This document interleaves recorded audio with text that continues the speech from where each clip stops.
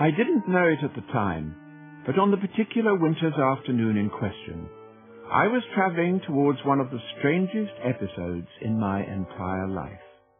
And when a man's had the sort of career I have, that isn't a claim he makes lightly. My train was delayed and the carriage draughty. By the time I reached the village, there was a chill mist lurking in the air. It was the day after the winter solstice, 22nd of December. I was much more concerned with my reasons for being here, having travelled into the heart of the English countryside. A strange air of foreboding clung to me.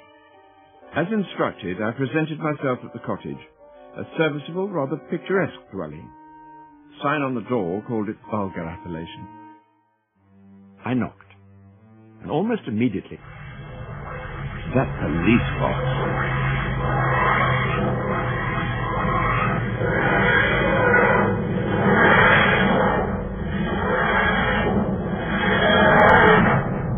I was about to encounter a living ghost.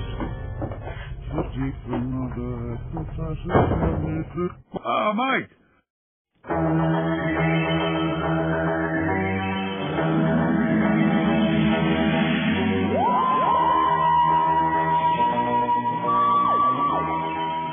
Doctor Who. Oh, dear.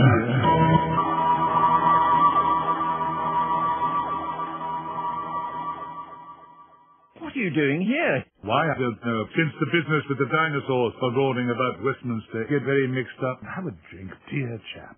Timelines. It's the timelines, isn't it? You've gone and crossed over and back again and looped the fling loop, haven't you? Have I? The Brigadier's Christmas party. How annoying for all of us. And here you are, back as you were in the 70s. I'm afraid so. I'm so glad you've come. You see, I've been in need of a little company. You, Doctor, company? Exactly, Mr. There's a lot we don't know about each other, Captain. I spent the rest of the day feeling rather aggressively excited.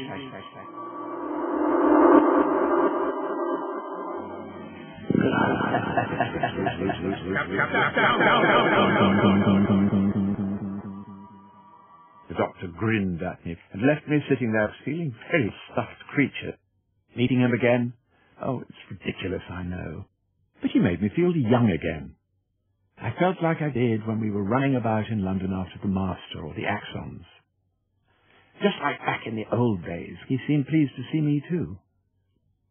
The evening passed in a pleasant golden blur of giant rats, killer robots, skulls from the dawn.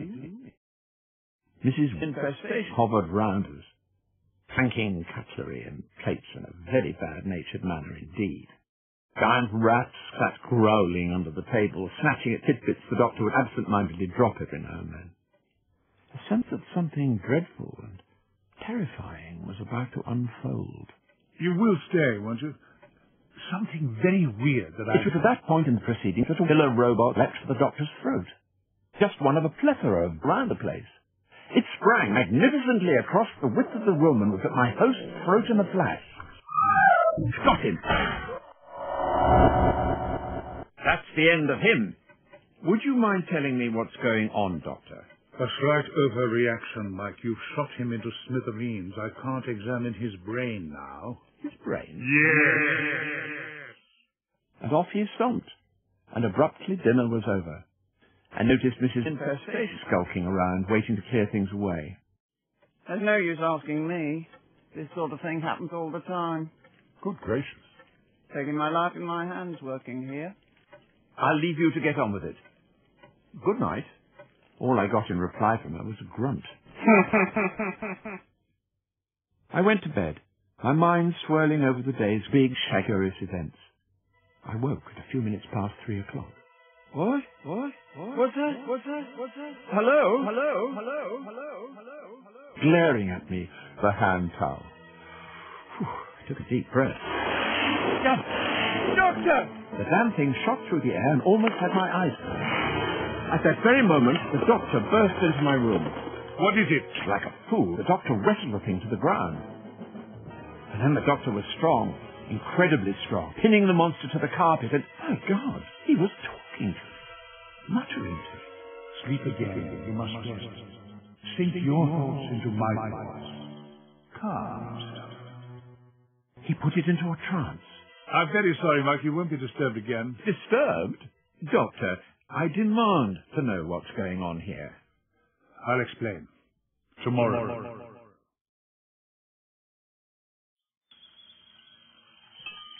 Breakfast smells appetizing, Mrs. Hayes. How do you feel about running away with me and seeing all the marvels of the universe? Showing formulate. Wonderful woman. Good morning, Mike. I demand a few explanations.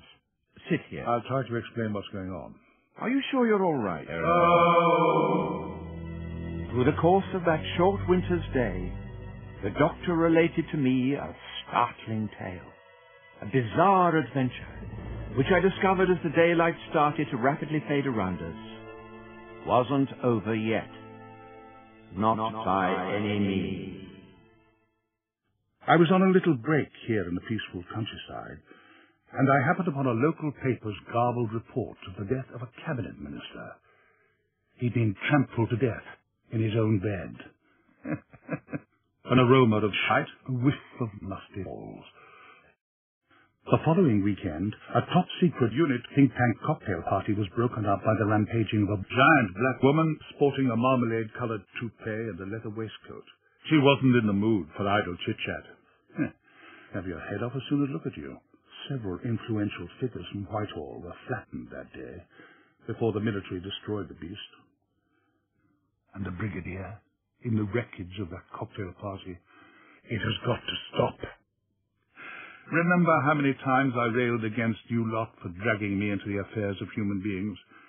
How many mysteries I looked into under sufferance just for you? I do indeed, Doctor. And so I kept my ear to the ground. And sure enough, there were other deaths. Other strange sightings.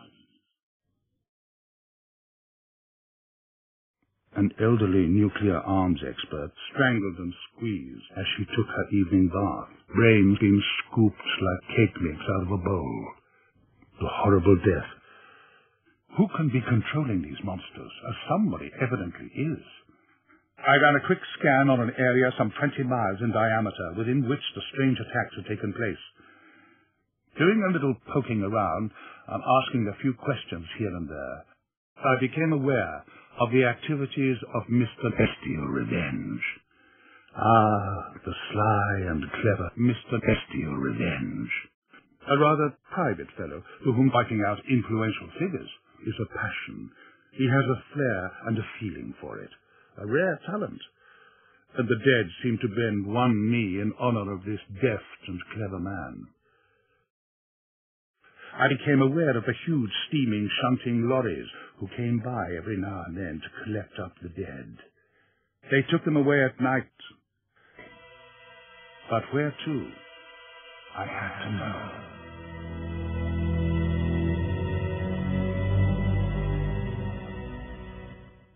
One particular night, not too long ago, I stayed after hours at the back of a rather run-down museum in the town nearest to here. The place was in the process of wholesale refurbishment. Glumly, I had a terrible pot of tea and a damp Garibaldi in the cafeteria at the rear of the museum. I bided my precious time till the place closed down. I hovered and skulked in the alleyway. And sure enough, my suspicions were rewarded. At 8 o'clock that evening, when the streets were deserted in that benighted part of town, the lorry pulled up, and out came Mr. Bestial Revenge and his men. Mr. Bestial Revenge had a tiger cock. He waved it around with satisfaction as his silent men, aroused, sticking out rigidly, all of them wanked off into the belly of the lorry from a heap of abandoned bodies. You know, Doctor, if anyone else was telling me this, I'd swear he was making it up. Ah, but of course you believe me, don't you? I watched from the shadows as the men finished up their cock thumping. And when they were all aboard and revving their engine, I hopped lightly onto the tailgate of the lorry. I was a stowaway on a lorry full of corpses, plumped up like old pillows. The bodies seemed to rustle and murmur all around me in anticipation. The journey seemed to last forever. We arrived at an industrial estate on the edge of town. This was Mr. Bestial Revenge, his own factory. I took a deep breath as the lorry passed through the gates and was admitted into the well-fortified place. There was an aroma of shite, a whiff of musty balls in the air, and something else, flesh and organs of the dead. A great gout of flame rose up from the chimney dominating Bestial Revenge, his own factory.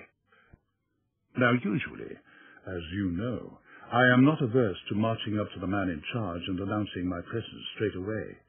That evening, I was more keen to see what Bestial Revenge his men got up to undisturbed. I hopped down from the truck and stole into the shadows, and I watched Bestial Revenge ranking himself brilliantly as the men tramped down the tailgate with his new acquisitions. All were borne into the factory, from which weird, churning sounds could be heard, I realized. I had to see what was going on. Before I knew it, they had taken the last of their haul inside the place, and the great doors clanged. Suddenly, I was alone by the bins, listening to the thrumming noises from within. There was nothing to tell me what was manufactured within. Just that tall, cylindrical tower with its bursts of greenish flame. An eternal flame, perhaps, deep within the hellish place, bestowing the essential spark of life back upon the dead. They were creating monsters in their mind.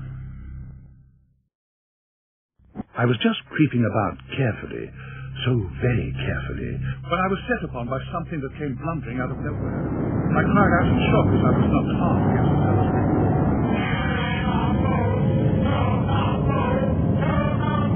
The Dalek began to move.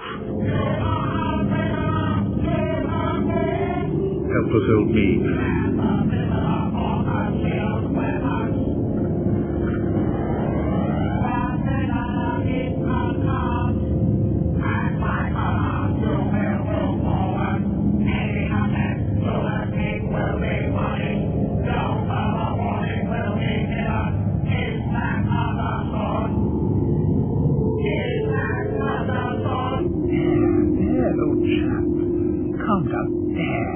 Very little sense of humor to sustain the whole universe over.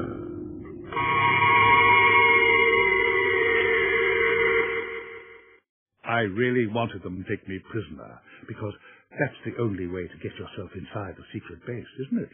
Every time. It's quicker than digging a tunnel, isn't it? Well, I waved my unit pass around, you'll be glad to hear, Mike. I still haven't updated the photograph.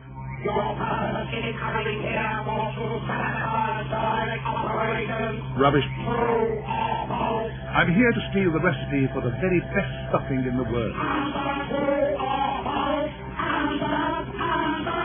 Yes, I'm a spy, and what of it? And I want to find the deftest method for stitching up violin gorilla cadavers. You are an employee of a space car, and having been able to find all the Daleks. Yes, horrible mission. You will come with us. Really, they were very stupid interrogators. The very worst sort, taking everything I said so very literally. And they shoved me into a cell with a very inferior lock while they decided what to do with me. Transmit coded signal to Dalek control. I obey.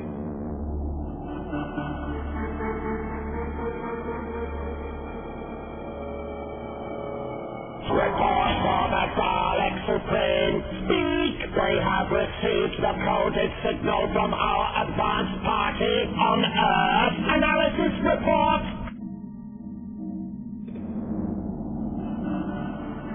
As I say, the lock was very inferior. My sonic screwdriver made short work of it outside. There was a chase around the building, my scarfheads trailing about all over the place, and these guards herring after me. Good fun. Very slack. What kind of evil headquarters was this, anyway? Morning, Doctor. Mike. Better for a little wash and brush up, eh? Indeed. Now, what are we going to do? I have here on the table one or two pieces of equipment from the TARDIS. You and that police box. All right. So what's all this gubbins? Well, this part is the TARDIS's Generating the force shield around the cottage. Right, how would you like to have your every move dictated? They want to enslave the whole lot of us, human, animal, and make this world into a nightmarish place. Like the last world they wrecked. I know what it means for the world to be attacked by the dark. So we're all that stands between mankind and a horrible fate at the hands of... They don't have hands, Mike, but yes, you're quite right. Now, help me to carry this lot back into the parlor, would you? Another one of your lash-ups. It doesn't look very impressive. It doesn't have to. The Dimensional just has to be able to do what I ask it to. Our biggest problem, of course, is that in using this lash-up, I'd be lowering the defensive shield around the cottage. The Dimensional can't do both jobs at once, you see. Isn't that terribly dangerous? Potentially lethal, not just to us, but to the entire planet. But I can't see any way around it. While I'm using this machine, the force shield will crumble, and everything that's safely kept outdoors will be able to get in. And what is it this machine will be doing? Just wait and see. If it works, it will be marvelous. But the clock will be ticking.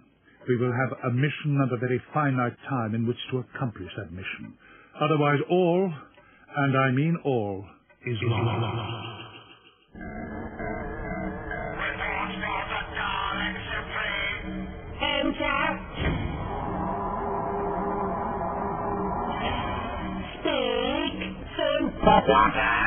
But he's powerless to resist us. He will have no choice but to cooperate. Shall we move in for attack? Confirmed. Understood.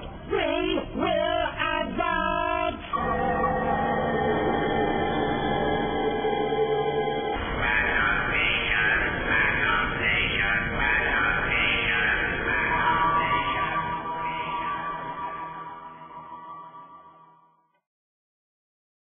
The Daleks. I have fought them again and again through time. They know that I must be planning something. And they're fast. They're clever. It's me they want.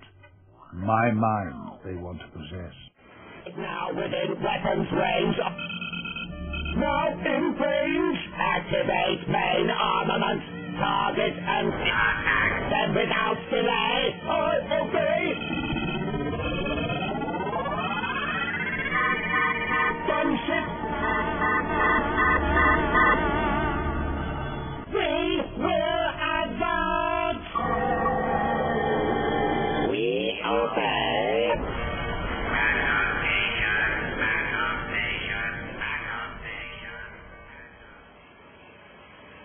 Another night begins.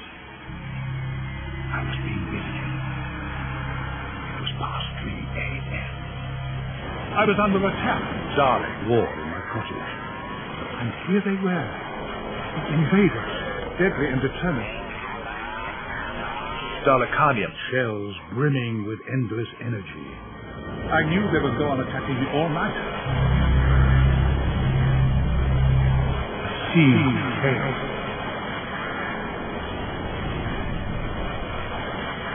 The windows had been smashed. Acrid smoke started to fill the air, and then there came a crash from the scullery kitchen. More of the creatures.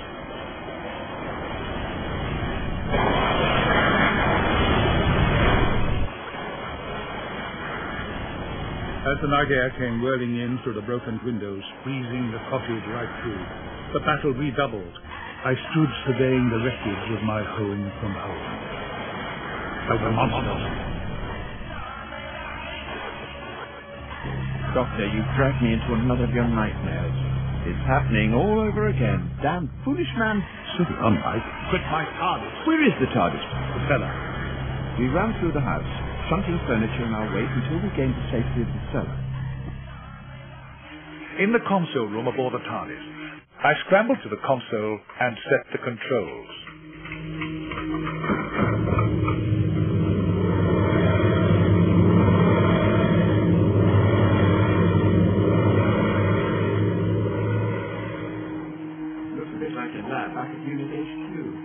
Same mix of ultra-modern equipment and old tap. Simple, all right. We're just missing this grant on the slip. What's all this gubbins? This gubbins, Mr. Yates, is a dimensional force shield. The Daleks. Look, Mike, there's the kettle. Why don't you make us a nice cup of tea?